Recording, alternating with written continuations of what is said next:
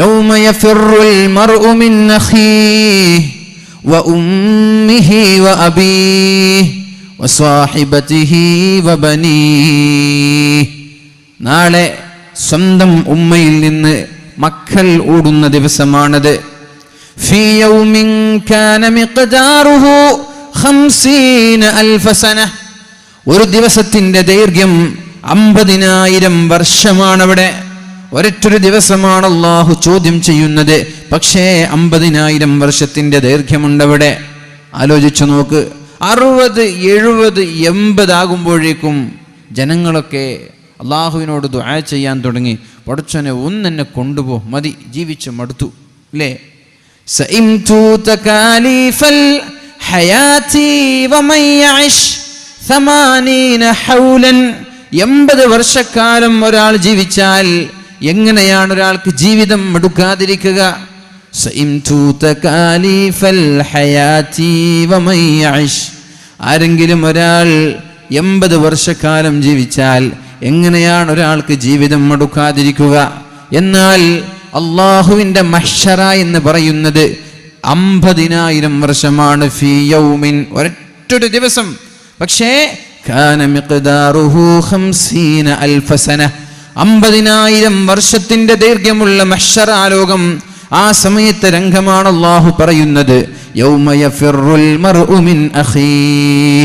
സ്വന്തം ജ്യേഷ്ഠനെ കണ്ടാൽ, സ്വന്തം സുഹൃത്തിനെ കണ്ടാൽ ഓടിപ്പോകുമെന്നാണ്. വസ്വാഹിബതിഹി വബനീഹി. യൗമ യഫിറുൽ മർഉ മിൻ അഖീഹി വഉമ്മിഹി വഅബീഹി. ഉമ്മയിൽ നിന്ന്, ഉമ്മയെ കണ്ടാൽ എൻ്റെ ഉമ്മ നിങ്ങളെ രക്ഷപ്പെടുത്താൻ എനിക്ക് കഴിയില്ല എന്ന് പറഞ്ഞ് ഓടിപ്പോകുന്ന രംഗം ഒന്ന് ഓർത്തു നോക്ക്.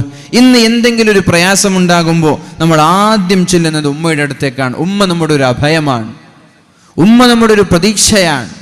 എന്ത് പ്രയാസങ്ങളും പ്രശ്നങ്ങളും ഉണ്ടാകുമ്പോൾ ഉമ്മയുമായൊന്ന് സംസാരിക്കുമ്പോൾ മനസ്സിനൊരു കുളിർമയാണത്. നമ്മുടെ അഭയം നമ്മുടെ ഉമ്മയാണ്. എന്നാൽ അതേ മാതാവിനെ, അതേ ഉമ്മയെ നാളെ മഹ്ശറ ലോകത്ത് കാണുമ്പോൾ ഈ മകൻ ഒളിച്ചോടുമെന്നാണ്. വഅബീഹി. ഉപ്പയും നമ്മുടെ അഭയകേന്ദ്രമാണ്. ആ ഉപ്പയെ കാണുമ്പോഴും മക്കൾ ഒളിച്ചോടുമെന്നാണ്. അതേപോലെ മക്കളെ ഏത് പ്രയാസമുള്ള സമയത്ത് പോലും ഉമ്മമാര് കൈവെടിയാറില്ല.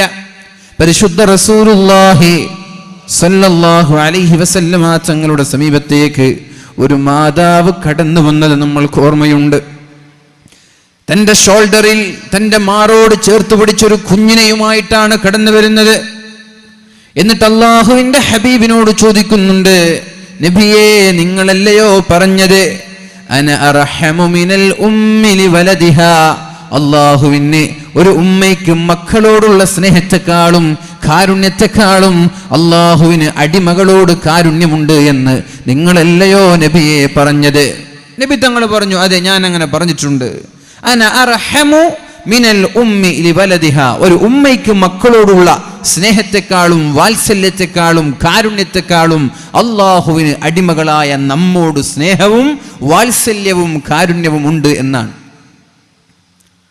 അപ്പൊ ചോദിച്ചു, എൻ്റെ ഈ മാറോട് ചേർത്തിരിക്കുന്ന ഈ പിഞ്ചു പൈതൽ, ഈ കുഞ്ഞിനെ നിങ്ങൾ കണ്ടു, ഇത് അടുപ്പാണ്, തീ പുകഞ്ഞുകൊണ്ട് തീ കത്തിക്കൊണ്ടിരിക്കുന്നൊരു അടുപ്പാണിത്. ഈ അടുപ്പത്തേക്ക്, ഈ ഒരു തീയിലേക്ക് എൻ്റെ മാറോട് ചേർത്ത് പിടിച്ച ഈ കുഞ്ഞിനെ ഞാൻ വലിച്ചെറിയുമെന്ന് നിങ്ങൾക്ക് തോന്നുന്നുണ്ടോ?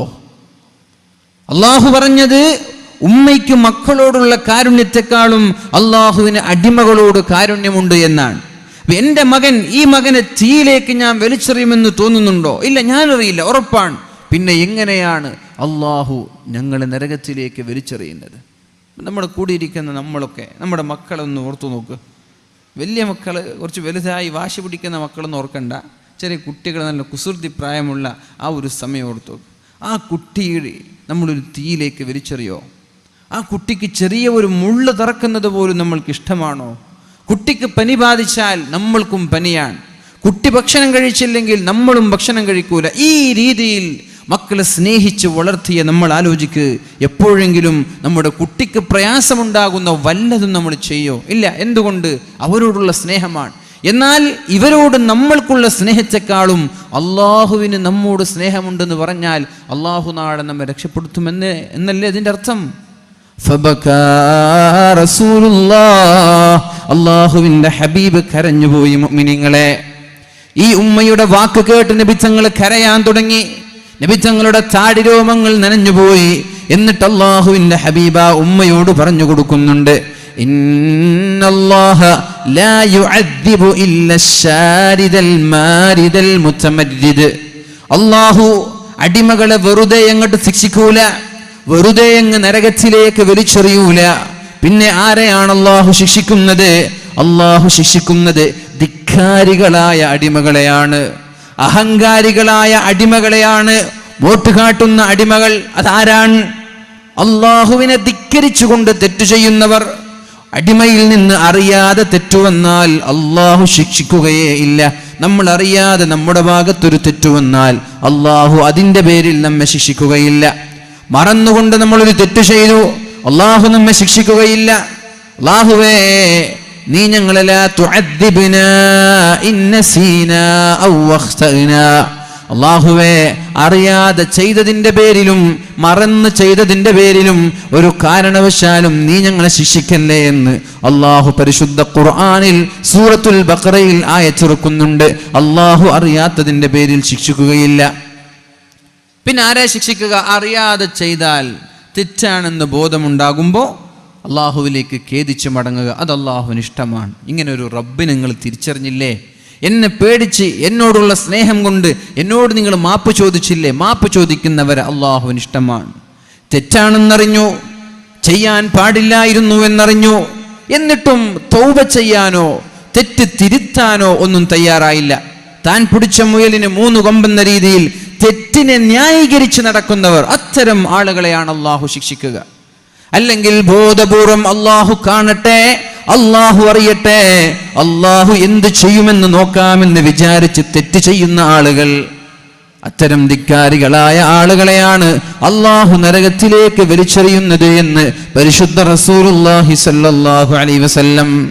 ഇവിടെ ആ ഉമ്മ മക്കളോടുള്ള കാരുണ്യമാണ് ആ ഉമ്മ അള്ളാഹുവിന്റെ ഹബീബിനോട് പറഞ്ഞു കൊടുക്കുന്നത്.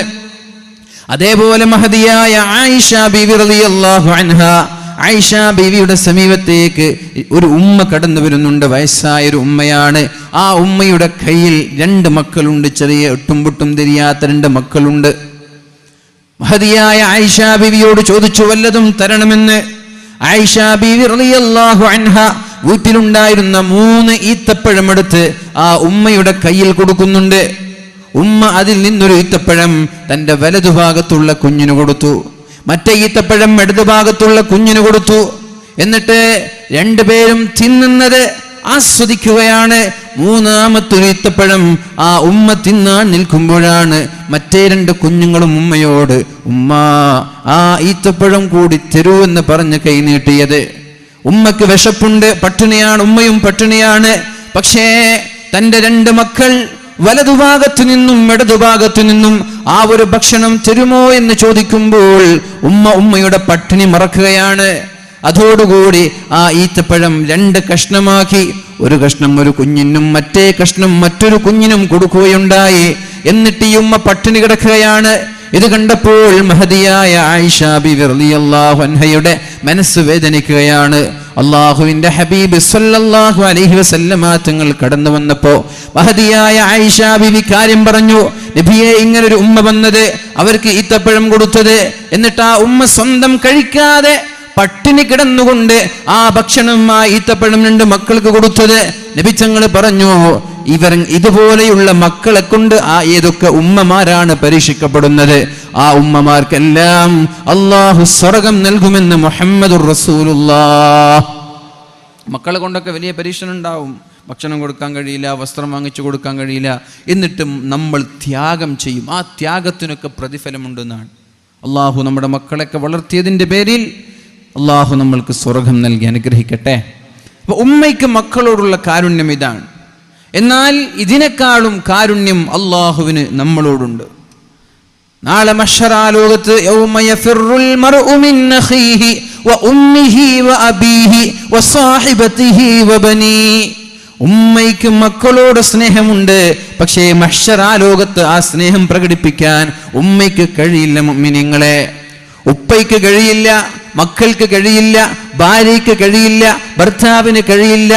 പക്ഷേ ആ സമയത്ത് നമ്മുടെ കൂടെ നിൽക്കുന്നത് ഒരേ ഒരാളാണ്.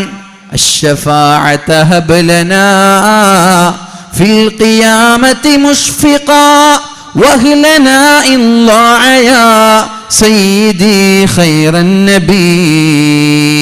അല്ലാഹുവിന്റെ ഹബീബേ സല്ലല്ലാഹു അലൈഹി വസല്ലം, ആ സമയത്ത് താങ്കൾ ഞങ്ങളുടെ കൂടെ നിന്ന് ഞങ്ങളെ രക്ഷപ്പെടുത്തണേ എന്ന പ്രാർത്ഥനയാണ് നമ്മൾ നമ്മുടെ എല്ലാ മൗലീദിലും നമ്മൾ പാരായണം ചെയ്യുന്നത്.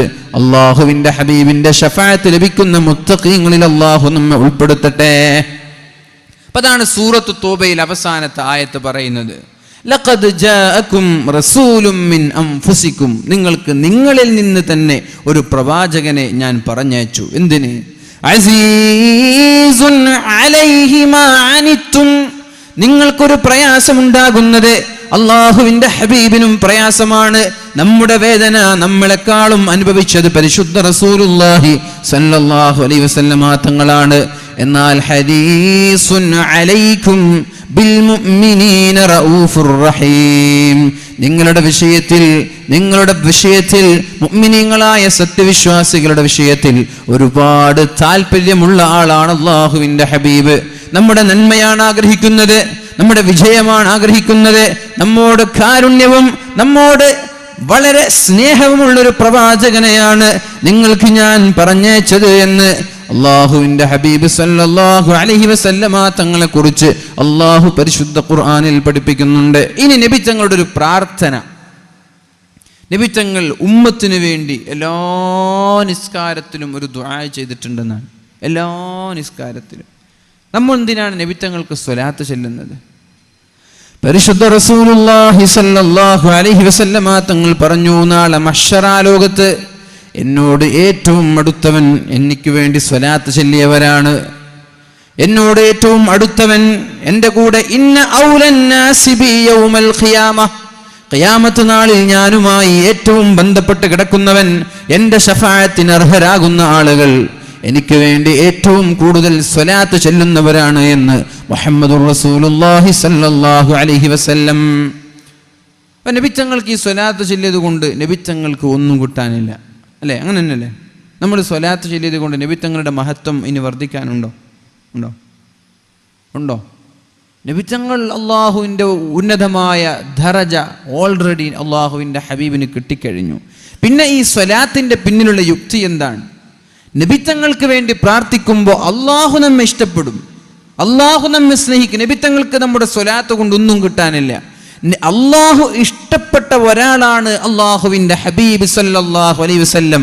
അള്ളാഹു ഇഷ്ടപ്പെട്ട ഒരാളെ നമ്മൾ ആ വ്യക്തിക്ക് വേണ്ടി പ്രാർത്ഥിക്കുമ്പോൾ അള്ളാഹു നമ്മയും സ്നേഹിക്കും. അപ്പൊ അള്ളാഹുവിൻ്റെ സ്നേഹം നമ്മൾക്ക് ലഭിക്കാൻ വേണ്ടിയാണ് നബിത്തങ്ങൾ സ്വലാത്ത് വർദ്ധിപ്പിക്കാൻ പറഞ്ഞത്. നബിത്തങ്ങൾക്ക് കാര്യമുണ്ടായിട്ടല്ല, ഉമ്മത്തിന് കാര്യമുണ്ടായിട്ടാണ്. നമ്മുടെ കാര്യലാഭമാണ് ഈ സ്വലാത്ത് എന്ന് പറയുന്നത്, നമ്മുടെ കാര്യലാഭമാണ്. നബിത്തങ്ങൾ പറയാണ്, എനിക്ക് വേണ്ടി നിങ്ങൾ ഏറ്റവും കൂടുതൽ സ്വലാത്ത് ചൊല്ലിയാൽ. നബിത്തങ്ങൾ വരുന്ന സദസ്സിലേക്ക് സ്വഹാബാക്കൾ എണീറ്റ് നിൽക്കുന്ന സമയത്ത് നബിത്തങ്ങൾ അതുപോലും ഇഷ്ടപ്പെട്ടിരുന്നില്ല എന്നാണ്. നബിത്തങ്ങൾ വരുമ്പോൾ, ആലിമ്യങ്ങൾ വരുമ്പോൾ എന്ത് ചെയ്യും? നമ്മൾ എണീറ്റ് നിൽക്കും. പക്ഷെ നബിത്തങ്ങൾക്ക് അത് ഇഷ്ടമായിരുന്നില്ല എന്നാണ്. നബിത്തങ്ങൾ അതിനെ പ്രോത്സാഹിപ്പിച്ചിട്ടില്ല എന്ന് വെച്ച് സ്വഹാബാക്കൾ എണീറ്റ് നിന്നിട്ടില്ല എന്നല്ല, അവർ എണീറ്റ് നിന്നിട്ടുണ്ട്. അപ്പൊ ഇങ്ങനെ ഉമ്മത്തിനോട് ഇത്രയും മയത്തോടെ പെരുമാറിയ നബിത്തങ്ങൾ നമ്മോട് സ്വലാത്ത് ഒരുപാട് വർദ്ധിപ്പിക്കണമെന്ന് പറഞ്ഞത് നബിത്തങ്ങൾക്ക് കാര്യലാഭമുണ്ടായിട്ടല്ല, അത് നമ്മുടെ കാര്യലാഭമാണ്. എന്താണതുകൊണ്ട് നമ്മൾക്ക് നേട്ടം?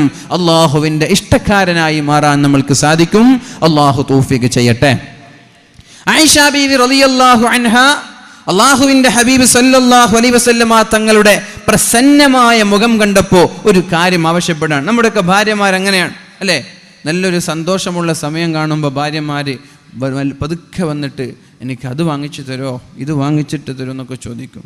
നല്ല ദേഷ്യമുള്ള സമയമാണ്, അങ്ങനെ ഉണ്ടാവില്ല, നല്ല ചുടിച്ചു നിൽക്കുന്ന സമയത്ത് പ്രത്യേകിച്ചിട്ടൊന്നും വാങ്ങിച്ചു തരാൻ പറയൂല, കാരണം ഒന്നും കിട്ടൂല എന്ന് ഉറപ്പാണ്. അപ്പോൾ നമ്മൾ നല്ലൊരു ഹാപ്പിയായി ഫ്രീ ആയൊരു സമയത്ത് നമുക്ക് അവിടെ പോയാലെന്തേ, പർച്ചേസ് ചെയ്യാൻ വേണ്ടി പോയാലെന്തേ, നമ്മൾക്കൊരു സ്വർണം വാങ്ങിച്ചാലെന്തേ, അങ്ങനെയൊക്കെ ഭാര്യമാരെ ചോദിക്കും. അതേപോലെ അല്ലാഹുവിന്റെ ഹബീബായ റസൂലുള്ളാഹി സ്വല്ലല്ലാഹു അലൈഹി വസല്ലമ തങ്ങളുടെ ആ പ്രസന്നമായ മുഖം കണ്ടപ്പോൾ മഹദിയായ ആയിഷ ബീവി റളിയല്ലാഹു അൻഹ അല്ലാഹുവിന്റെ ഹബീബിനോട് ചോദിച്ചു, യാ റസൂലല്ലാഹ്, അല്ലാഹുവിന്റെ ഹബീബേ, ഉദ്ഉല്ലാഹ ലി, എനിക്ക് വേണ്ടി അങ്ങ് ദുആ ചെയ്യുമോ, എനിക്ക് വേണ്ടി അല്ലാഹുവിനോട് അങ്ങ് പ്രാർത്ഥിക്കുമോ നബിയെ എന്ന് ചോദിച്ചു. എനിക്ക് വേണ്ടി നബി തങ്ങളെ ഒന്ന് ദുആ ചെയ്യുമോ?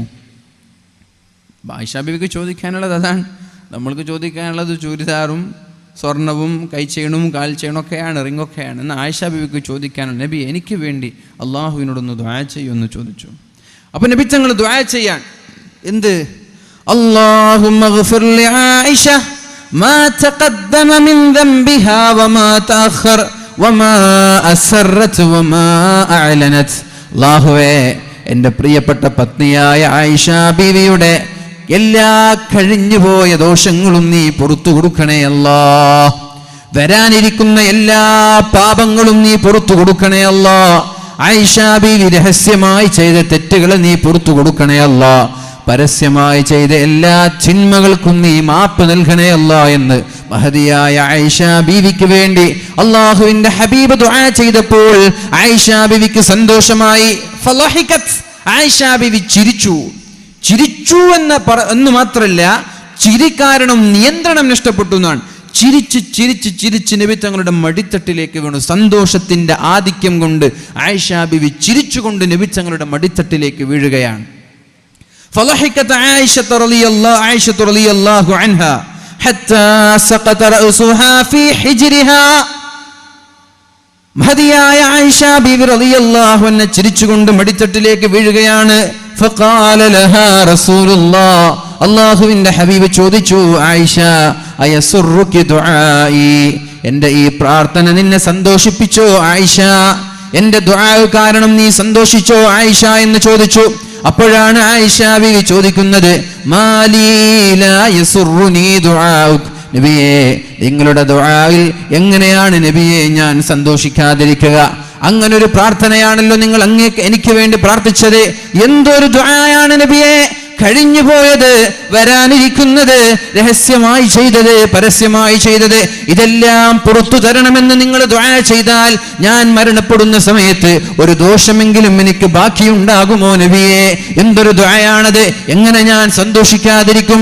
അപ്പോഴാണ് മുഹമ്മദുർ റസൂലുള്ളാഹി സ്വല്ലല്ലാഹു അലൈഹി വസല്ലമ തങ്ങൾ പറഞ്ഞത്, ആയിഷ, ആയിഷ, എന്നാൽ നീ കേട്ടോ, വല്ലാഹി ഇന്നഹാ ലദഅവതി ലിഉമ്മതി ഫീ കുല്ലി സ്വലാഹ്. ആയിഷ ബീവി, വല്ലാഹി, അല്ലാഹുവാണേ സത്യം, ഇതാണ് ഞാൻ എൻ്റെ ഉമ്മത്തിന് വേണ്ടി, എൻ്റെ സമുദായത്തിന് വേണ്ടി, എൻ്റെ ശേഷം വരുന്ന മുസ്ലിമീങ്ങൾക്ക് വേണ്ടി എല്ലാ നിസ്കാരത്തിലും ഞാൻ ഇതേ ഒരു ദുആ ചെയ്യുന്നുണ്ട് എന്ന് മുഹമ്മദുർ റസൂലുള്ളാഹി സ്വല്ലല്ലാഹു അലൈഹി വസല്ലം നമ്മൾക്ക് വേണ്ടി, ഇവിടെ കൂടിയിരിക്കുന്ന നമ്മൾക്കൊക്കെ വേണ്ടി അല്ലാഹുവിൻ്റെ ഹബീബ് ദുആ ചെയ്യുന്നുണ്ട്. ഇൻഷാ അല്ലാഹ് അതുകൊണ്ട് നമ്മൾക്ക് നാളെ രക്ഷപ്പെടുമെന്ന് പ്രതീക്ഷിക്കാം. സ്നേഹം അമലിനേക്കാളും പ്രധാനമാണ്. അത് നമ്മൾ മനസ്സിലാക്കണം. അമല് കൊണ്ട് രക്ഷപ്പെട്ടുകൊള്ളണമെന്നില്ല, പക്ഷെ സ്നേഹം കൊണ്ട് നമ്മൾ രക്ഷപ്പെടും. സ്വഹാബാക്കളൊക്കെ സ്നേഹിക്കുന്നവരായിരുന്നു. അവർക്കതിൻ്റെ കൂടെ അമലുണ്ടായിരുന്നു. എന്നാലും സ്നേഹത്തിനാണ് അവർ മുൻഗണന നൽകിയത്. സ്നേഹം വളരെ പ്രധാനമാണ്, അല്ലേ? അമലൊന്നുമില്ല എന്ന് വിചാരിക്കുക. നിങ്ങൾ ആരും അമല് ചെയ്തില്ല, അങ്ങനെ വിചാരിക്കുക, അങ്ങനെ സങ്കല്പിക്കുക. അമലൊന്നും നമ്മുടെ കയ്യിലില്ല. പക്ഷെ നമ്മൾ നബിതങ്ങളെ ആത്മാർത്ഥമായി നമ്മൾ സ്നേഹിച്ചു. സ്നേഹിക്കുമ്പോൾ അമല് വരും, അത് വേറെ വിഷയമാണ്. നബിതങ്ങളെ സ്നേഹിക്കുമ്പോൾ നബിതങ്ങൾ പറഞ്ഞതുപോലെ നമ്മൾ ജീവിക്കും. ഏതായാലും ആലിമീങ്ങളെ, അള്ളാഹുവിൻ്റെ ഔലിയാക്കളൊക്കെ മനസ്സിൽ സ്നേഹിച്ച് നമ്മൾ നടന്നു. ആ സ്നേഹം കൊണ്ട് നമ്മൾക്ക് നാളെ രക്ഷപ്പെടാൻ കഴിയുമെന്നാണ്. ഉദാഹരണം പറഞ്ഞാൽ, നിങ്ങൾ എവിടെ വേണം, നിങ്ങൾ കുറേ സമയമൊന്നും പ്രസംഗിക്കാനില്ല, ഏകദേശം 9 മണിയായി, ഒരു 1-1.5 മണിക്കൂറിന് ഉണ്ടാവുള്ളൂ. ഉദാഹരണം ഞാൻ ചോദിക്കുകയാണ്, മദീനയിൽ വെച്ച് നിസ്കരിക്കലാണോ അല്ല മക്കയിൽ വെച്ച് നിസ്കരിക്കലാണോ ഏറ്റവും പുണ്യമുള്ള അമൽ, ഏറ്റവും പ്രതിഫലമുള്ള അമൽ, ഏറ്റവും കൂടുതൽ കൂലി പ്രതിഫലം എവിടെ വെച്ച് നിസ്കരിച്ചല്ല? മദീന പള്ളിയിലാണോ, മസ്ജിദുൽ നബവിയിലാണോ, മസ്ജിദുൽ ഹറമിലാണോ? എവിടെയാണ്? മദീനയിലാ മക്കയിലാ? എവിടെയാണ്? മക്കയിലാണ് അല്ലേ? ഒരു റക്അത്തിന് 10 ലക്ഷം പ്രതിഫലമാണ്. ലക്ഷമെന്ന അഭിപ്രായമുണ്ട്, 10 ലക്ഷം എന്ന അഭിപ്രായമുണ്ട്. മദീനയിൽ 1000 റക്അത്തിന്റെ പ്രതിഫലമാണ്. മക്കയും മദീനയും തമ്മിൽ നമ്മൾ കമ്പയർ ചെയ്യുമ്പോൾ ഏത് നാടാണ് ഏറ്റവും ഉത്തമമെന്ന് ചർച്ച പണ്ഡിതന്മാർ ആലിമ്യങ്ങൾക്കിടയിലുണ്ട്. മദീനയാണ് ഏറ്റവും നല്ല സ്ഥലം എന്ന് പറയുന്നവരുണ്ട്. അല്ല, മദീനയിൽ അള്ളാഹുവിൻ്റെ ഹബീബ് അന്ത്യവിശ്രമം കൊള്ളുന്ന റൗളയാണ്. മദീനയും മക്കയും കമ്പയർ ചെയ്താൽ മക്കയാണ്. പക്ഷെ ലോകത്തെ ഏറ്റവും നല്ല സ്ഥലം മണ്ണ് അത് ഹബീബ് അന്ത്യവിശ്രമം കൊള്ളുന്ന മണ്ണാണ് എന്ന് ആലിമ്യങ്ങൾ ചർച്ച ചെയ്തിട്ടുണ്ട്. അമല് വെച്ച് നോക്കുകയാണെങ്കിൽ മക്കയാണ്, സ്നേഹം വെച്ച് നോക്കുകയാണെങ്കിൽ മദീനയാണ്. ഇതൊരു ക്ലോസ്ഡ് ഓഡിറ്റോറിയം ആയതുകൊണ്ട് നമ്മൾക്ക് ഇങ്ങനെ ഒരു ക്ലാസ് സ്റ്റൈലിൽ പ്രസംഗിക്കൽ ഏറ്റവും നല്ലത്. ഇങ്ങനെ ചറപറാന്ന് പോയിട്ടുള്ള കാര്യമൊന്നുമില്ല അല്ലേ? അങ്ങനെ തന്നെ നല്ലത്. നിങ്ങൾക്ക് ഉറക്കം വരുന്നുണ്ടോ മാത്രം പറഞ്ഞാൽ മതി. ഇത് ഏറ്റവും സൗകര്യമാണ് ഇത്തരം സദസ്സുകൾ. മറ്റേ നമ്മുടെ റോഡ് സൈഡിലുള്ള സദസ്സിനേക്കാളൊക്കെ ഏറ്റവും പുണ്യം ഇതാണ്. ഇൻഷാ അല്ലാഹ്, അല്ലാഹു ഖൈറാക്കട്ടെ. മദീനയാണോ മക്കയാണോ ഏറ്റവും നല്ലതെന്ന് ചോദിച്ചാൽ അമല് വെച്ച് നോക്കുമ്പോൾ മക്കയാണ്. കാരണം ഒരു റക്അത്തിന് 10 ലക്ഷം റക്അത്തിന്റെ പ്രതിഫലം മക്കയിലുണ്ട്. പിന്നെയോ മക്കയിൽ വേറെന്താ ഉള്ളത്? കഅബയുണ്ട്. കഅബയെ നോക്കിയിരിക്കൽ പുണ്യമാണ്. കഅബയെ നോക്കിയിരിക്കൽ പുണ്യമാണ്. മക്കയിലുണ്ടെങ്കിൽ ത്വവാഫ് ചെയ്യാം. നമ്മൾക്ക് ത്വവാഫ് ചെയ്താൽ അതിനുള്ള പ്രതിഫലം എന്താ? അള്ളാഹുവിന് വേണ്ടി 7 ത്വവാഫ് ചെയ്യാണ്. കഅബയുടെ ചുറ്റും നമ്മൾ ചുറ്റാൻ, അതിന് പ്രതിഫലമുണ്ട്. നമ്മുടെ പാപങ്ങൾ പൊറുക്കപ്പെടും. ഉംറ ചെയ്യാം. ആയിഷ പള്ളിയിൽ പോയി ഇഹ്റാം കെട്ടി ഉംറ ചെയ്യാം. ഒരു ഉംറ മുതൽ അടുത്ത ഉംറ വരെയുള്ള സമയം നമ്മൾ ചെയ്യുന്ന തെറ്റുകൾ അള്ളാഹു പുറത്തു തരുമെന്നാണ്. അഥവാ നമ്മൾ ഈ വർഷം ഒരു ഉംറ ചെയ്തു, അടുത്ത വർഷം വീണ്ടും പോയി നമ്മൾ ഉംറ ചെയ്യാൻ. അപ്പോൾ ഈ വർഷത്തിൻ്റെയും ആ അടുത്ത വർഷം ചെയ്യുന്ന ആ ഒരു വർഷക്കാലയളവിൽ നമ്മളിൽ നിന്നുണ്ടാകുന്ന ചെറിയ ചെറിയ ദോഷങ്ങളൊക്കെ തൗബയുടെ ആവശ്യം പോലുമില്ലാതെ അള്ളാഹു നമ്മൾക്ക് പുറത്തു തരുമെന്നാണ്. ഉംറയുണ്ട്, ഹജ്ജുണ്ട്, മഖാമു ഇബ്രാഹിം ഉണ്ട്, അതേപോലെ ഹജറുൽ അസ്വദ് ഉണ്ട്, ദുആഇൻ ഇജാബത്തുള്ള സ്വർണ്ണ പാത്തിയുണ്ട്, മുൽത്തസമുണ്ട്, കഅബയുടെ വാതിലുണ്ട്, റുക്നുൽ യമാനിയുണ്ട്, നമ്മുടെ സംസം വെള്ളം നിലനിൽക്കുന്ന സ്ഥലമുണ്ട്. ചുരുക്കി പറഞ്ഞാൽ ഹിജ്ർ ഇസ്മായിലുണ്ട്. ചുരുക്കി പറഞ്ഞാൽ നന്മയുടെ കേന്ദ്രമാണ് മക്ക എന്ന് പറയുന്നത്. എന്നാൽ നമ്മളൊക്കെ ആഗ്രഹിക്കുന്നത് മക്കയിൽ നിൽക്കാനല്ല, മദീനയിൽ നിൽക്കാനാണ് അല്ലേ? നമ്മളൊക്കെ മരണപ്പെടാൻ ആഗ്രഹിക്കുന്നത് എവിടെ? മദീനയിൽ. നമ്മളൊക്കെ ഒരുപാട് കാലം അവിടെ വീടെടുത്ത് താമസിക്കണമെന്ന് ആഗ്രഹിക്കുന്നത് എവിടെ? മദീനയിൽ. എന്തുകൊണ്ട്? അത് സ്നേഹമാണ്. ഇത് സ്വഹാബാക്കളുടെ പാതയാണ്, ഇത് സ്വഹാബാക്കളുടെ വഴിയാണ്. ഉദാഹരണം നമ്മൾക്ക് നോക്കാം. പരിശുദ്ധ റസൂലുള്ളാഹി സല്ലല്ലാഹു അലൈഹി വസല്ലമ തങ്ങൾ അല്ലാഹു തആല ദഅവത്തിന് വേണ്ടി നിയോഗിക്കുന്നത് 40ാമത്തെ വയസ്സിലാണ്. ദഅവത്തിന് വേണ്ടി അല്ലാഹു നിയോഗിക്കുന്നത് 40 വയസ്സായപ്പോഴാണ് നബി തങ്ങൾ പ്രബോധനവുമായി കടന്നു വന്നത്. പർവ്വതത്തിന്റെ മുകളിൽ കയറി നബി തങ്ങൾ ചോദിച്ച ചോദ്യം നമ്മൾക്കറിയാം. ഈ പർവ്വതത്തിന്റെ പിന്നാലെ ഒരു സൈന്യം നിങ്ങൾ ആക്രമിക്കാൻ വരുന്നു എന്ന് ഞാൻ പറഞ്ഞാൽ നിങ്ങൾ വിശ്വസിക്കുമോ ഇല്ലയോ? അവര് പറഞ്ഞ മറുപടി, ഞങ്ങൾ വിശ്വസിക്കുമെന്ന് ഉറപ്പല്ല നബിയെ. ഇന്നേ വരെ നിങ്ങളുടെ ജീവിതത്തിൽ ഒരു നുണ നിങ്ങൾ പറഞ്ഞിട്ടില്ല. ഷുവർ, നിങ്ങളെ കൊണ്ട് ഞങ്ങൾ വിശ്വസിക്കും. അപ്പോഴാണ് അള്ളാഹുവിന്റെ ഹബീബ് പറഞ്ഞത്, അല്ലാഹുവല്ലാതെ മറ്റൊരു ഇലാഹില്ല, ഞാൻ അള്ളാഹുവിന്റെ ദൂതനാണ് എന്ന് നിങ്ങൾ വിശ്വസിക്കണം. ഇത് പറയുമ്പോഴല്ലയോ മക്കക്കാരായ മുശ്രിക്കീങ്ങൾക്ക് അള്ളാഹുവിന്റെ ഹബീബിനോട് ശത്രുത തുടങ്ങിയത്. ഈ ലാ ഇലാഹ ഇല്ലല്ലാഹ് മുഹമ്മദുർ റസൂലുള്ളാഹ് എന്ന് പറഞ്ഞതിന്റെ പേരിലല്ലയോ മഹാനായ ബിലാൽ തങ്ങളെ നഗ്നനാക്കി ചുട്ടുകൊഴുത്ത മരുഭൂമിയിലൂടെ വലിച്ചു കൊണ്ടുപോയി ശരീരത്തിലേക്ക് പാറക്കൂട്ടങ്ങൾ വലിച്ചിഴച്ചു വെച്ചത്. ദാഹിച്ചു വലയുന്ന ബിലാൽ തങ്ങളുടെ വായയിലേക്ക് മൂത്രമൊഴിച്ചു കൊടുത്തത്. ഈ ലാ ഇലാഹ ഇല്ലല്ലാഹ് മുഹമ്മദുർ റസൂലുള്ളാഹ് എന്ന് പറഞ്ഞതിന്റെ പേരിലല്ലയോ മഹാനായ ഖബ്ബാബ് തങ്ങളെ വലിയ ഒരു തീക്കുണ്ടാരമുണ്ടാക്കി തീക്കുണ്ടാരത്തിൽ മലർത്തി കിടത്തിയത്. അത് പോരാഞ്ഞിട്ട് നെഞ്ചത്തേക്ക് ചവിട്ടിയത്. ബോധം നഷ്ടപ്പെട്ടപ്പോൾ ആ തീക്കുണ്ടാരത്തിൽ നിന്നെടുത്ത് പുറത്തേക്ക് വലിച്ചെറിഞ്ഞത്. ഇതൊക്കെ ലാ ഇലാഹ ഇല്ലല്ലാഹ് മുഹമ്മദുർ റസൂലുള്ളാഹ് എന്ന് പറഞ്ഞതിന്റെ പേരിലല്ലയോ? ഇത് പറയുന്നത് വരെ അള്ളാഹുവിന്റെ ഹബീബിനെ അവർക്ക് ഇഷ്ടമായിരുന്നു. നബി തങ്ങൾ കളവ് പറയൂല എന്ന് ഉറപ്പായിരുന്നു. നബി തങ്ങളെ വിശ്വസ്തനാണെന്ന് അവർക്ക് ഉറപ്പായിരുന്നു, സത്യസന്ധനാണെന്ന് ഉറപ്പായിരുന്നു. പക്ഷേ സത്യം വിളിച്ചു പറഞ്ഞപ്പോഴേക്കും ചില ആളുകൾക്ക് ഇഷ്ടപ്പെട്ടില്ല. അത് ഇന്നും അങ്ങനെ തന്നെയാണ്. സത്യം വിളിച്ചു പറയുന്നത് ആർക്കും ഇഷ്ടമല്ല. ഇപ്പൊ സംഘടനയിലായാലും രാഷ്ട്രീയ പാർട്ടിയിലായാലും സത്യം വിളിച്ചു പറയുന്ന ആളുകൾ എവിടെയെങ്കിലും ഒരു മൂലക്ക് കൊണ്ടുപോയിരുത്തും. അതങ്ങനെ തന്നെയാണ്, അങ്ങനെ തന്നെയാണ്. സത്യം വിളിച്ചു പറയുന്ന ആളുകൾ എവിടെയെങ്കിലും മൂലക്ക് കൊണ്ടിട്ടിരുത്തും. വിളിച്ചു പറയുന്ന ആൾ, സത്യമായി പറയുന്ന ആളുകൾ പള്ളി കമ്മിറ്റിയിലായാലും അങ്ങനെ തന്നെ സത്യമൊക്കെ മൂടി വെച്ച് ബാലൻസ്ഡായി ഫ്ലെക്സിബിളായി ജീവിക്കുന്നതാണ് ഇന്നത്തെ കാലത്തെ യുക്തി. അല്ലേ? അങ്ങനല്ലേ? അല്ലേ? എന്തെങ്കിലും മിണ്ടാത്ത അങ്ങനെ തന്നെയാണ്. അങ്ങനെ അല്ല എന്ന് പറഞ്ഞാൽ അങ്ങനെ തന്നെയാണ്. എന്തെങ്കിലും ഒരു യാഥാർത്ഥ്യം, സത്യം നമ്മൾ വിളിച്ചു പറഞ്ഞാൽ പിന്നെ സൈബർ പോരാളികളുടെ കൂട്ടമായ അക്രമമായിരിക്കും. എന്തെങ്കിലും ഒരു യാഥാർത്ഥ്യം വിളിച്ചു പറഞ്ഞാൽ സൈബർ പോരാളികളുണ്ട്, ലക്കും ലഗാനുമില്ലാത്ത കുറച്ച് സൈബർ പോരാളികൾ. അവരുടെ അറ്റാക്കിങ്, ആരെങ്കിലും ഒരാൾ എന്തെങ്കിലും ഒരു സത്യം വിളിച്ചു പറഞ്ഞാൽ, ഒരുപാട് കാലം ഇവിടെ ജീവിക്കണം എന്ന് പറഞ്ഞിട്ട് ആരും ഭൂമിയിലേക്ക് വരുന്നില്ല. വരുന്നുണ്ടോ? നമ്മൾക്കൊക്കെ ഞാൻ 100 കൊല്ലം ജീവിക്കുമെന്ന് ടെൻഡർ എടുത്തിട്ടാണ് വരുന്നത്? അല്ല. ജീവിക്കുന്ന കാലത്ത് അന്തസ്സോടെ അഭിമാനത്തോടെ സത്യം പറഞ്ഞ് ജീവിക്കുക. ഇനിയിപ്പോൾ നാളെ മരിച്ചുപോയാൽ ഇങ്ങനൊരാൾ ജീവിച്ചു എന്ന് ലോകം ചർച്ച ചെയ്യും. അല്ലേ? ടിപ്പു സുൽത്താനൊക്കെ പറഞ്ഞതുപോലെ ഒരുപാട് കാലം ഒരു പൂച്ചയെ പോലെ ജീവിക്കുന്നതിനേക്കാളും നല്ലത് ഒരു ദിവസം ഒരു പുലിയായി ജീവിക്കലാണ്. പിന്നെ അത് അനുസ്മരിക്കപ്പെടും. ഞാൻ പറഞ്ഞു വരുന്നത്, സത്യം വിളിച്ചു പറയുന്നത് പലപ്പോഴും പലരെയും വേദനിപ്പിക്കാറുണ്ട്. പക്ഷെ അത് നമ്മൾ ശ്രദ്ധിക്കേണ്ട ആവശ്യമില്ല. സത്യം, അള്ളാഹുവിന്റെ ഹബീബ് പറഞ്ഞത് എന്താണ്? ഖുലിൽ ഹഖ്ഖ വഇൻ കാന മുർറാ, നിങ്ങളുടെ തല തെറിച്ചാലും സത്യം പറയുന്നതിൽ നിങ്ങൾ മടി കാണിക്കരുത്. ജീവിതത്തിൽ സത്യമേ നിങ്ങൾ പറയാൻ പാടുള്ളൂ. അല്ലാ യഖാഫ ഫില്ലാഹി ലൗമത ലായിം, ദീനിന്റെ വിഷയം പറയുമ്പോൾ ഒരാളെയും നിങ്ങൾ പേടിക്കേണ്ടതില്ല എന്നും പരിശുദ്ധ റസൂലുള്ളാഹി സ്വല്ലല്ലാഹു അലൈഹി വസല്ലം പള്ളിയുടെ ഭരണകർത്താക്കളെ കുറിച്ചൊരു ആയത്ത് പറയുന്നുണ്ട്. ഇന്നമാ യഅ്മുറു മസാജിദല്ലാഹി മൻ ആമന ബില്ലാഹി വൽ യൗമിൽ ആഖിർ വഅഖാമുസ് സ്വലാത്ത വആതവുസ് സകാത്ത വലം യഖ്ശ ഇല്ലല്ലാഹ്.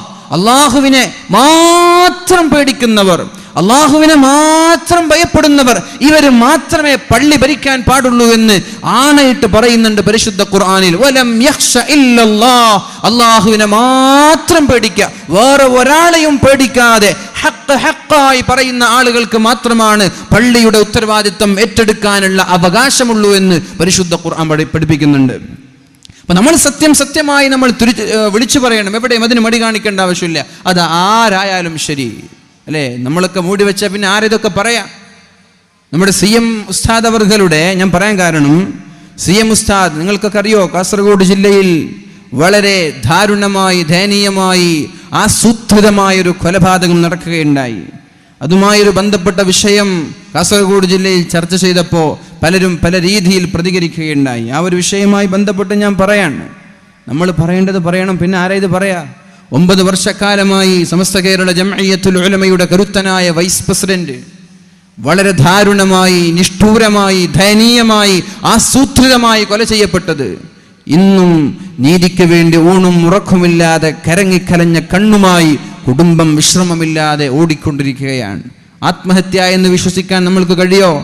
സമസ്ത കേരള ജംഇയ്യത്തുൽ ഉലമയുടെ മുഷാവറ അംഗങ്ങളിൽപ്പെട്ട ഒരാൾ ആത്മഹത്യ ചെയ്യുമെന്ന് വിശ്വസിക്കാൻ സമസ്തയെ സ്നേഹിക്കുന്ന നമ്മൾക്ക് കഴിയോ? ഷംസുൽ ഉലമയും കണ്ണിയത്ത് ഉസ്താദും വറക്കൽ മുല്ലക്കോയ തങ്ങളും സ്ഥാപിച്ച ഈ മഹത്തായ പ്രസ്ഥാനത്തിൽ ആത്മഹത്യ ചെയ്യുന്ന ഒരാൾ വൈസ് പ്രസിഡന്റായി നിൽക്കുമെന്ന് നിങ്ങൾക്ക് വിശ്വസിക്കാൻ കഴിയുന്നുണ്ടോ? ഉണ്ടോ? CBIയുടെ റിപ്പോർട്ട് നമ്മളൊന്ന് ഇരുന്ന് വായിച്ചാൽ മതി. അതിന്റെ വൈരുദ്ധ്യങ്ങൾ കൊണ്ട് തന്നെ ഇത് ആത്മഹത്യയല്ല, കൊലപാതകമാണെന്നും CBI ചെയ്തതൊരു പൊറാട്ട് നാടകമാണെന്നും നമ്മൾക്ക് തിരിച്ചറിയാൻ ഇതിനേക്കാളപ്പുറം വേറെ ഒന്നും ആവശ്യമില്ല. എൻ്റെ പ്രിയപ്പെട്ട മുഅ്മിനീങ്ങളോട്, ഇതൊരു കാസർഗോഡ് ജില്ലക്കാരുടെ വികാരമായി നിങ്ങൾ ഒതുക്കരുത്. ഇത് കേരളക്കരയിൽ സമസ്തയെ സ്നേഹിക്കുന്ന സുന്നത്ത് ജമാഅത്തിന്റെ ഓരോ പ്രവർത്തകരുടെയും വികാരമായി മാറണം. ഇറങ്ങണം നമ്മൾ സമരമുഖത്തേക്ക്. ഈ മഹാനായ CM ഉസ്താദിന്റെ ഘാതകരെ വെളിച്ചത്ത് കൊണ്ടുവരുന്നത് വരെ വിശ്രമമില്ലാതെ പോരാടാൻ നമ്മൾക്ക് കഴിയണം. നമ്മൾക്ക് മനസ്സിലായിട്ടില്ല അദ്ദേഹം ആരാണെന്ന്.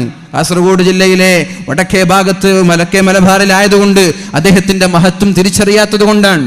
അതുകൊണ്ട് ഇറങ്ങണം നമ്മൾ, അദ്ദേഹത്തെ കുറിച്ച് പഠിക്കണം. ഇത് ആത്മഹത്യയല്ല എന്ന് ലോകത്തിന് മുമ്പിൽ വിളിച്ചു പറയണം. ഘാതകരെ നമ്മൾ വിളിച്ചിട്ട് കൊണ്ടുവരണം. ഇൻഷാ അല്ലാഹ് താമസിയാതെ അതിന്റെ പിന്നിൽ കളിച്ച ഏത് പണച്ചാക്കുകളും ഏത് അധികാരമോഹികളും അധികാരത്തിലിരിക്കുന്ന ഏത് സ്ഥാനക്കാരായാലും ശരി ഇൻഷാ അല്ലാഹ് വെളിച്ചത്ത് കൊണ്ടുവരും. അതിനുവേണ്ടി മരണം വരെ നമ്മൾ പരിശ്രമിക്കുകയും ചെയ്യും. അല്ലാഹു തൗഫീഖ് ചെയ്ത് അനുഗ്രഹിക്കട്ടെ. നിങ്ങളൊക്കെ വേണം കൂടെ. നിങ്ങളിങ്ങനെ ഞങ്ങൾ തിരൂരുകാരാണ്, കാസർഗോട്ടുകാരുടെ വിഷയത്തിൽ നമ്മളെന്തിനാ ബന്ധപ്പെടുന്നതെന്ന് നിങ്ങളങ്ങനെ വിചാരിക്കരുത്. ഇതൊരു മാനുഷിക പ്രശ്നമാണ്, അല്ലേ? ജീവിക്കാനുള്ള മനുഷ്യൻ്റെ അവകാശത്തിനെതിരെയുള്ള പച്ചയായ ധ്വംസനമാണിത്, അല്ലേ? സമസ്തയുടെ വൈസ് പ്രസിഡന്റ് കൊല്ലപ്പെട്ടു എന്ന് പറഞ്ഞാൽ പിന്നെ നമ്മൾക്കൊക്കെ എന്ത് എന്ത് എന്ത് വിശ്വാസത്തിൽ നമ്മളൊക്കെ ജീവിക്കുക? സമസ്തയുടെ വൈസ് പ്രസിഡന്റ് കൊല്ലപ്പെട്ടിട്ട് ആത്മഹത്യയാണെന്ന് ചിത്രീകരിച്ചിട്ട് നമ്മളൊക്കെ എന്ത് ധൈര്യത്തിലേന് ജീവിക്കുക? അതുകൊണ്ട് ഇൻഷാ അല്ലാഹ് നിങ്ങൾക്ക് ഈ വിഷയം നെഞ്ചിലേറ്റുകയും നിങ്ങളുടെയൊക്കെ പൂർണ്ണമായ സപ്പോർട്ടും അതിനു വേണ്ടിയിട്ടുള്ള പ്രാർത്ഥനയും ഉണ്ടാവണമെന്ന് ഞാൻ സാന്ദർഭികമായി ഉണർത്തുകയാണ്.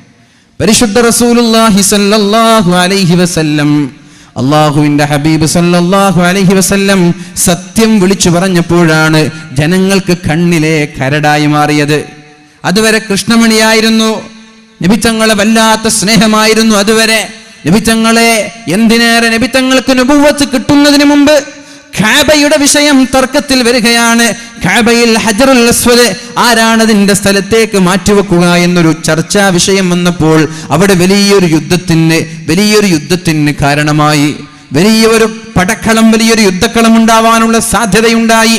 ആ സമയത്ത് അവർ തീരുമാനിക്കാൻ ഏൽപ്പിച്ചത് പരിശുദ്ധ റസൂലുള്ളാഹി സ്വല്ലല്ലാഹു അലൈഹി വസല്ലമ തങ്ങളെയാണ്. അന്ന് നബി തങ്ങൾ പ്രവാചകനല്ല, നബി തങ്ങളുടെ വിശ്വസ്തത കണ്ട് അള്ളാഹുവിന്റെ ഹബീബിനെ ഏൽപ്പിച്ചതാണ്. ആ ഹബീബിനെയാണ് സത്യം തുറന്നു പറഞ്ഞപ്പോൾ അറ്റാക്ക് ചെയ്യാൻ ചില ആളുകൾ തയ്യാറായത്. അതേപോലെ സത്യം തുറന്നു പറയുന്നവർക്കെതിരെ ശബ്ദങ്ങൾ ഉണ്ടാവും, ഒതുക്കി നിർത്താൻ ശ്രമിക്കും, ഭീഷണികൾ ഉണ്ടാകും. അതൊന്നും നമ്മൾ മുഖവിലക്കെടുക്കേണ്ടതില്ല. ജീവിക്കുന്ന കാലം വരെ അന്തസ്സോടെ ജീവിക്കണം. അല്ലാഹു നമ്മൾക്ക് തൗഫീഖ് നൽകട്ടെ. പരിശുദ്ധ റസൂലുള്ളാഹി സ്വല്ലല്ലാഹു അലൈഹി വസല്ലമ തങ്ങൾ മക്കയിൽ 23 വർഷമാണ്, 10 വർഷമാണ് മക്കയിൽ പ്രബോധനം നടത്തിയത്. ആ 10 വർഷം അള്ളാഹുവിന്റെ ഹബീബും സ്വഹാബാക്കളും കഅബയിൽ പോയിട്ടുണ്ട്, നിസ്കരിച്ചിട്ടുണ്ട്, എല്ലാം ചെയ്തിട്ടുണ്ട്. പിന്നെയാണ് മക്കയിൽ നിന്ന് മദീനയിലേക്ക് പറഞ്ഞേക്കുന്നത്, മക്കയിൽ നിന്ന് മദീനയിലേക്ക് ആട്ടിയോടിക്കുന്നത്. മക്കയിൽ നിന്ന് മദീനയിലേക്ക് പോകുമ്പോ അള്ളാഹുവിന്റെ ഹബീബിന് വിഷമമുണ്ടായിരുന്നു. ഗൾഫ് നാട്ടിൽ നിന്ന് ഗൾഫിലേക്ക് പോകുമ്പോൾ നമ്മൾക്കുണ്ടാകുന്ന ഒരു വിഷമമുണ്ട്. നമ്മുടെ കണ്ണിൽ നിന്ന് ഇറ്റി വീഴാറുള്ള കണ്ണുനീർത്തുള്ളികൾ നമ്മുടെ നാടിനോട് നമ്മൾക്കുള്ള സ്നേഹമാണത്. അതേപോലെ അള്ളാഹുവിന്റെ ഹബീബ് മക്കയിൽ നിന്ന് മദീനയിലേക്ക് പോകുമ്പോൾ മക്കയിലേക്ക് തിരിഞ്ഞിട്ട് പറയുന്നുണ്ട്, അള്ളാഹുവേ, ഈ മക്കയെ എനിക്കിഷ്ടമാണ് റബ്ബേ, അതേപോലെ എനിക്ക് മദീനയോടും നീ സ്നേഹവും ഇഷ്ടവും തരണേ അല്ലാ. മക്കയെ ഞാൻ ഇഷ്ടപ്പെട്ടതുപോലെ മദീനയെ ഇഷ്ടപ്പെടാൻ നീ എനിക്ക് ആ ഒരു സ്നേഹം എൻ്റെ മനസ്സിലേക്ക് തരണേ എന്ന് ദുആ ചെയ്തിട്ടാണ് മദീനയിൽ പോകുന്നത്. പിന്നെ എന്തുണ്ടായി? 13 വർഷക്കാലം അള്ളാഹുവിന്റെ ഹബീബ് സല്ലല്ലാഹു അലൈഹി വസല്ലം മദീനയിൽ ദഅവത്ത് നടത്തുകയാണ്, മദീനയിൽ പ്രബോധനം നടത്തുകയാണ്, മദീനയിൽ ദഅവത്ത് നടത്തുകയാണ്, മദീനയിൽ പ്രബോധനം നടത്തുകയാണ്. അതുകൊണ്ട് അങ്ങനെ 13 വർഷം കാലം അള്ളാഹുവിന്റെ ഹബീബും മഹാന്മാരായ സ്വഹാബാക്കളും മദീനയിൽ നിൽക്കുന്നുണ്ട്. പിന്നെ മദീനയിലെത്തി ഒരു 7 വർഷം കഴിഞ്ഞപ്പോഴല്ലേ അള്ളാഹുവിന്റെ ഹബീബ് മക്കയിലേക്ക് തിരിച്ചു വരുന്നത്. എന്റെ വിഷയം ശ്രദ്ധിക്കണേ. നബിതങ്ങളും സ്വഹാബാക്കളും മക്കയിലെത്തി, മക്കയിൽ നിന്ന് മദീന പോയി, മദീനയിൽ നിന്ന് വീണ്ടും മക്കയിലെത്തി. മക്കയിലാണ് കഅബയുള്ളത്. തവാഫ് ചെയ്യാം, ഉംറ ചെയ്യാം, ഹജ്ജ് ചെയ്യാം. ഹജ്ജ് എന്ന് പറഞ്ഞാൽ എന്താണ്? അൽ ഹജ്ജുൽ മബ്റൂർ ലൈസ ലഹു ജസാഉൻ ഇല്ലൽ ജന്ന. സ്വീകാര്യമായ ഹജ്ജ് ഒരാൾ ചെയ്താൽ അള്ളാഹു അവർക്ക് നൽകാൻ പോകുന്നത് പരിപൂർണമായ പ്രതിഫലമാണ്, സ്വർഗമാണ് എന്ന് മുഹമ്മദുർ റസൂലുള്ളാഹ്. സ്വർഗമാണ് സ്വീകാര്യമായ ഹജ്ജിന്റെ പ്രതിഫലം, സ്വർഗമാണ്. അള്ളാഹു നമ്മൾക്ക് സ്വർഗം നൽകട്ടെ. ജീവിതത്തിൽ ഒരുപാട് തവണ ഹജ്ജും ഉംറയും ചെയ്യാൻ അള്ളാഹു തൗഫീഖ് ചെയ്യട്ടെ. അപ്പൊ നബി തങ്ങൾ 7 വർഷം കഴിഞ്ഞ് മക്കയിൽ തന്നെ നിൽക്കണമായിരുന്നു, അല്ലെ? തിരിച്ചു വന്ന് മക്ക കീഴടക്കി. പിന്നെ എന്തിനാണ് നബി തങ്ങൾ മദീനയിൽ പോയത്? നബി തങ്ങൾ മദീനയിൽ പോയി, അതേപോലെ തന്നെ സ്വഹാബാക്കളും മദീനയിൽ പോയി. നബി തങ്ങളും പോയി, സ്വഹാബാക്കളും പോയി. അമലിനാണ് പ്രാധാന്യമെങ്കിൽ സ്വഹാബാക്കൾ എന്ത് ചെയ്യുമായിരുന്നു? നബി തങ്ങളുടെ കൂടെ മക്കയിൽ പോവില്ല. അവരെന്ത് ചെയ്യും? മക്കക്കാരായ സ്വഹാബാക്കളൊക്കെ മക്കയിൽ നിന്നിട്ട് ഒരു റക്അത്തിന് 10 ലക്ഷം പ്രതിഫലമുള്ള മക്കയിൽ നിസ്കരിക്കും. കഅബയിൽ തവാഫ് ചെയ്യും, ഉംറ ചെയ്യും, അതേപോലെ തന്നെ ഹജ്ജ് ചെയ്യും, ഹജറുൽ അസ്വദ് ചുംബിക്കും, ഇതൊക്കെ ചെയ്യുമായിരുന്നു. പക്ഷെ അവർക്ക് മനസ്സിലായി അമലല്ല പ്രധാനം സ്നേഹമാണ്. അതുകൊണ്ട് നബി തങ്ങളുടെ കൂടെ അവർ മദീനയിലേക്ക് പോയി. ഇനി ഞാൻ ചോദിക്കട്ടെ, അള്ളാഹുവിന്റെ ഹബീബ് മദീനയിൽ ഉള്ളതുകൊണ്ട് അവർ മദീനയിലേക്ക് പോയി എന്ന് നമ്മൾക്ക് വിശ്വസിക്കാം. എന്നാൽ ഹബീബിന്റെ വഫാത്തിന്റെ ശേഷം എന്തേ ആ മദീനക്കാരായ സ്വഹാബാക്കൾ മക്കയിൽ വന്ന് താമസിക്കാത്തത്? എന്നാൽ നബി തങ്ങളുടെ വഫാത്തിന്റെ ശേഷം മക്കയിലേക്ക് വരാലോ, മക്കയിൽ വന്ന് താമസിക്കാമല്ലോ. പക്ഷെ അവർ താമസിച്ചില്ല. എന്തേ? അവർക്കറിയാം അള്ളാഹുവിന്റെ ഹബീബ്, ആ ഹബീബിനോടുള്ള സ്നേഹം കൊണ്ടേ നാളെ മഹ്ശർ ആ ലോകത്ത് രക്ഷപ്പെടുള്ളൂ എന്ന്. അങ്ങനെ അള്ളാഹുവിന്റെ ഹബീബിന്റെ മണ്ണിൽ തന്നെ കിടന്ന് മരിക്കാൻ അവർ കൊതിക്കുകയാണ്. ആ മണ്ണിൽ തന്നെ കിടക്കണം, ആ മണ്ണിൽ തന്നെ മരിക്കണം, ആ മണ്ണിൽ തന്നെ അമൽ ചെയ്യണം. അതിനേക്കാളും എത്രയോ പ്രത്യേകതകൾ ഈ മക്കയ്ക്കുണ്ടെങ്കിലും അമലിനേക്കാളും പ്രധാനം സ്നേഹമാണെന്ന് മനസ്സിലാക്കി എല്ലാ സ്വഹാബാക്കളും മദീനയിൽ തന്നെ താമസിക്കുകയാണ് ചെയ്തത്. മദീനയിൽ തന്നെ താമസിക്കുകയാണ് ചെയ്തത്. മദീനയിൽ തന്നെ മരിക്കണമെന്ന് പ്രാർത്ഥിക്കുകയാണ് ചെയ്തത്.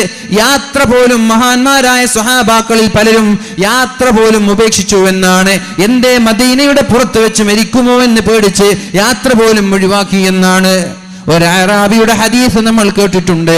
യാ റസൂലല്ലാഹ്, അല്ലാഹുവിന്റെ ഹബീബേ, മുത്തുനബിയേ, മത്തസ്സാ, എപ്പോഴാണ് ഖിയാമത്ത് നാൾ സംഭവിക്കുക എന്ന് ചോദിച്ചപ്പോ അല്ലാഹുവിന്റെ ഹബീബ് പറഞ്ഞ മറുപടി, വമാ അഅദത്ത ലിസ്സാ, നീ ഖിയാമത്ത് നാളിന് വേണ്ടി എന്താണ് ഒരുക്കി വെച്ചതെന്നാണ്. ഖിയാമത്ത് നാൾ ഇന്ന് നടന്നേക്കാം, നാളെ നടന്നേക്കാം, അത് എപ്പോ വേണമെങ്കിലും നടന്നോട്ടെ, അതൊന്നും ഇവിടെ വിഷയമേ അല്ല. ഇപ്പൊ നാളെ ഖിയാമത്ത് നാൾ സംഭവിക്കുകയാണെങ്കിലും നിന്റെ കയ്യിൽ ഒരു ചെടിയുണ്ടെങ്കിൽ ആ ചെടിയെ നീ നട്ടു വളർത്തണമെന്നുള്ള പ്രതീക്ഷയാണ് പരിശുദ്ധ റസൂലുള്ളാഹി സ്വല്ലല്ലാഹു അലൈഹി വസല്ലം നമ്മൾക്ക് നൽകിയത്. ഖിയാമത്ത് നാൾ നാളെയാണെന്ന് അറിഞ്ഞോ? ഞാൻ പറയാൻ കാരണം, ചില ആളുകൾ ഖിയാമത്ത് നാൾ വരല്ലേ, എന്തിനാ വീട്, എന്തിനാ ജോലി എന്നൊക്കെ പറഞ്ഞ് ജീവിക്കുന്ന ആളുകൾ ഉണ്ടാവും. ഖിയാമത്ത് നാൾ നാളെയാണെന്ന് അറിഞ്ഞാലും നിനക്കും നിന്റെ കുട്ടികൾക്കും വേണ്ടി നീ വീടെടുക്കണം. അത് നാളെ ആയിക്കോട്ടെ, എന്നാലും നീ എടുക്കണം എന്നുള്ള പ്രതീക്ഷയാണ് അള്ളാഹുവിന്റെ ഹബീബ് സല്ലല്ലാഹു അലൈഹി വസല്ലമ തങ്ങൾ നൽകിയത്. അപ്പൊ ഖിയാമത്ത് നാൾ എപ്പോഴാണെന്ന ചർച്ച നമ്മൾക്ക് ആവശ്യമില്ല, അത് ഏത് സമയത്തും വന്നോട്ടെ. പക്ഷേ നമ്മുടെ ചർച്ച ഇന്ന് ഖിയാമത്ത് നാൾ സംഭവിച്ചാൽ, അല്ലെങ്കിൽ നാളെ ഖിയാമത്ത് നാൾ സംഭവിച്ചാൽ എന്താണ് നാളത്തെ ഖിയാമത്ത് നാൾ കഴിഞ്ഞ് മഹ്ശർ ലോകത്തേക്ക് വേണ്ടി ഞാനും നിങ്ങളും ഒരുക്കി വെച്ചത്? എൻ്റെ ഒരു ഞാനൊക്കെ ഏറെ സ്നേഹിക്കുന്ന, എന്നെ അതിനേക്കാളേറെ സ്നേഹിക്കുന്ന എൻ്റെ ഒരു കുടുംബത്തിലെ എൻ്റെ മുത്താപ്പയുടെ മകൻ ഒരു 3 ദിവസം മുമ്പ് വളരെ അപ്രതീക്ഷിതമായി മരിച്ചു പോവുകയുണ്ടായി. അതോടുകൂടി നമ്മുടെയൊക്കെ ജീവിതത്തിൻ്റെ പ്രതീക്ഷ തന്നെ നഷ്ടപ്പെടാൻ. ഒരു രോഗവുമില്ല, പ്രത്യേകമായൊരു രോഗമില്ല. എൻ്റെ മകൻ പറയാണ്, രാത്രി ഉറങ്ങാൻ കിടക്കുന്നു, എൻ്റെ തന്നെ ഒരു വാല് കേട്ടു. വാല് കേട്ടിട്ട് മകനോട് പറഞ്ഞു, എനിക്ക് ഛർദ്ദിക്കാൻ മുട്ടുന്നു എന്ന് പറഞ്ഞ്, ഓക്കാനം വരുന്നുണ്ടെന്ന് പറഞ്ഞു. ഹോസ്പിറ്റലിൽ പോയി ഡോക്ടറെ കാണിച്ചു. ഡോക്ടർ 2-3 ടാബ്ലറ്റ് കൊടുത്തു. എന്നിട്ട് പറഞ്ഞു പ്രശ്നമൊന്നുമില്ല എന്ന് പറഞ്ഞു. എന്നിട്ട് ഹോസ്പിറ്റലിൻ്റെ വരാന്തയിൽ ഇരുന്നിട്ട് മകൻ്റെ മടിത്തട്ടിലേക്ക് വീണ് മരിച്ചു പോവാണ്. വലിയ പ്രായമൊന്നുമില്ല, ഒരു 50 അതിനോടടുത്തൊരു പ്രായമുള്ളൂ.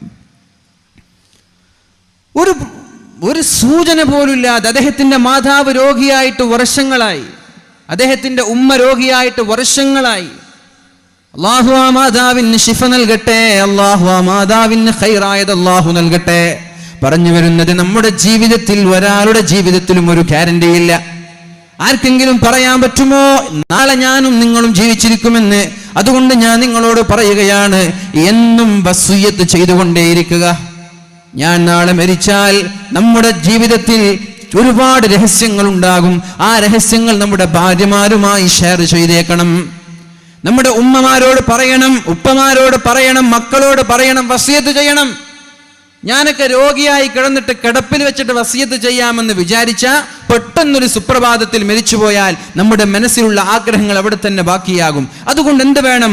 ഇടയ്ക്കിടെ നമ്മുടെ മനസ്സിന്റെ ഞാൻ മരിച്ചാൽ ഇനി എന്തൊക്കെ വേണമെന്നുള്ള വസിയത്ത് നമ്മൾ ഇടയ്ക്കിടെ നൽകിക്കൊണ്ടേയിരിക്കണം. ഭാര്യയോട് പറയാം, മക്കളോട് പറയാം, അടുത്ത സുഹൃത്തുക്കളോട് പറയാം. ഒരുപക്ഷെ നിങ്ങൾ ഭാര്യ അറിയാതെ സ്വത്തുക്കൾ നിങ്ങളുടെ കയ്യിലുണ്ടാകും, കടം കൊടുക്കാനുണ്ടാകും, കടം കിട്ടാനുണ്ടാകും. നിങ്ങൾ മരിച്ചുപോയാൽ ആർക്കതറിയാം? 1 ലക്ഷം നിങ്ങൾ കൊടുക്കാനുണ്ട്, അത് ആർക്കറിയാം? നിങ്ങൾ പറഞ്ഞില്ലെങ്കിൽ ആർക്കറിയാം? നാളെ നിങ്ങൾ മരിച്ചുപോയി, ഭാര്യക്കറിയില്ല, മക്കൾക്കറിയില്ല. അപ്പൊ നിങ്ങൾ എന്ത് ചെയ്യണം?